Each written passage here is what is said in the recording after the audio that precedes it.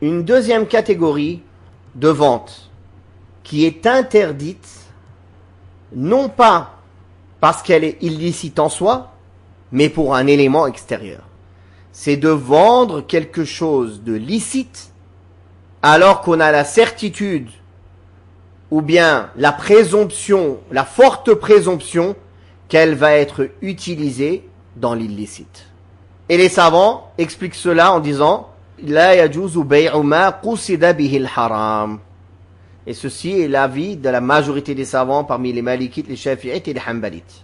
Quelle est la preuve de cela? La preuve de cela est la parole d'Allah tabaraka wa ta'ala Wa ta'awanu 'ala al-birri wat-taqwa wa la ta'awanu 'ala al-ithmi wal-'udwan.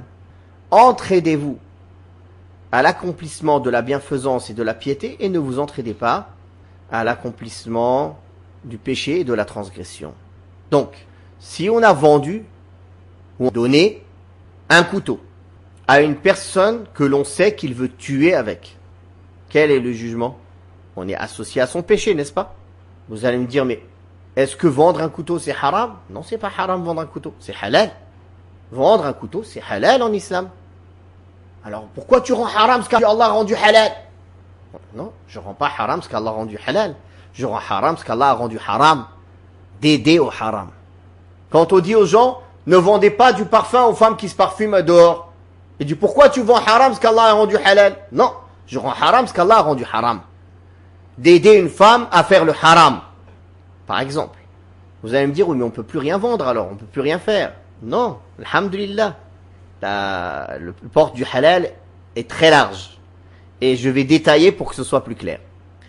Ce qui est pris en compte, ce n'est pas les éventualités. On ne dit pas, ah, éventuellement, il va utiliser ce bien à faire le haram.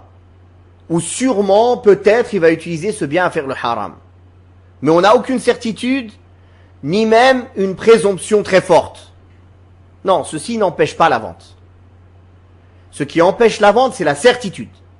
On sait qu'il va l'utiliser dans le haram. Ou la présomption très forte. Quelle est la présomption très forte? La majorité. Par exemple, ça c'est une cause de présomption très forte. On sait qu'on est dans un pays où la majorité, la grande majorité des femmes se parfument à l'extérieur. Alors la majorité, comme disent les ulama, a le statut de la globalité. C'est-à-dire, si la majorité des gens font une chose, c'est comme si on disait tout le monde fait ça. La minorité ne compte pas, on ne prend pas en compte la minorité. Alors on interdira cette chose à cause de la majorité des gens qui l'utilisent dans le haram. Car ça c'est une présomption très forte. Barakallahu fikum. Mais on ne se dit pas, ah je vais louer mon appartement à un kafir. Ah bah c'est sûr qu'il va faire le kufr dedans et va adorer autre qu'Allah. Non, ça c'est pas une aide directe. Nous on lui a loué l'appartement pour qu'il y habite, pour qu'il mange, pour qu'il fasse des choses licites. Et de manière annexe, indirecte, il va faire aussi des choses illicites. Là, on n'est pas associé à son péché. On ne l'a pas aidé à faire son péché. Il n'y a pas une aide directe. Ceci n'est pas concerné. Barakallahu fikum. Parce que sinon, on ne vend plus personne. Donc, comprenez bien cette règle. Ce qui est pris en compte, c'est l'aide directe. Et quand on a une certitude ou une présomption très forte. Le reste n'est pas pris en compte en cela. Et ici, j'attire votre attention sur un point très important. La ni'ma, le bienfait énorme de vivre en terre d'islam. En terre d'islam, on ne se pose pas des questions sur la viande halal ou haram.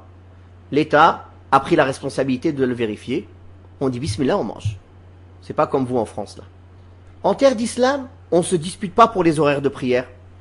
Il y a des gens de science et l'État a pris la responsabilité de désigner des gens pour faire les horaires. Quand le mu'adhin fait l'adhan, on suit et on ne pose pas de questions. C'est pas votre cas à vous en France. En terre d'islam, les portes pour travailler dans le halal sont 1000 fois plus nombreuses que les portes pour travailler dans le haram. En France, dans quoi vous pouvez travailler? Dans tout travail, il y a du haram. Je vais reprendre l'exemple du parfum. Dans une terre où l'islam est majoritairement pratiqué, même s'il y a des manquements. On sait que la majorité des femmes, par exemple, savent qu'elles ne doivent pas se parfumer à l'extérieur. Alors on peut vendre du parfum aux femmes. Dans une terre d'islam où la majorité des femmes ne mettent pas les vêtements qu'elles mettent les vêtements de soirée ou les beaux vêtements d'intérieur à l'extérieur. Car à l'extérieur, elles mettent tous des abayas noirs.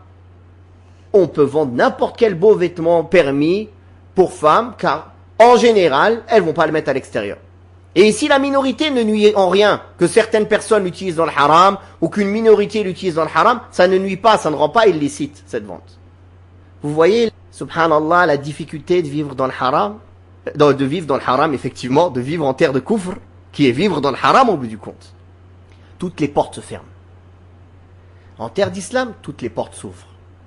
Oui, certains ils vont dire il y a beaucoup plus d'opportunités de travail en France. Oui, c'est vrai. Plus d'opportunités de haram, de travail haram.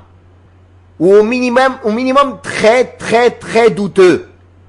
Pour être gentil, hein. Ça c'est pour être gentil que je dis très douteux. La plupart du cas, c'est du haram clair. Du illicite clair.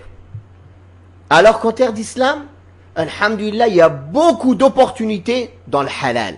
Énormément. D'ailleurs, la majorité des opportunités, elles sont dans le halal. Dans le licite.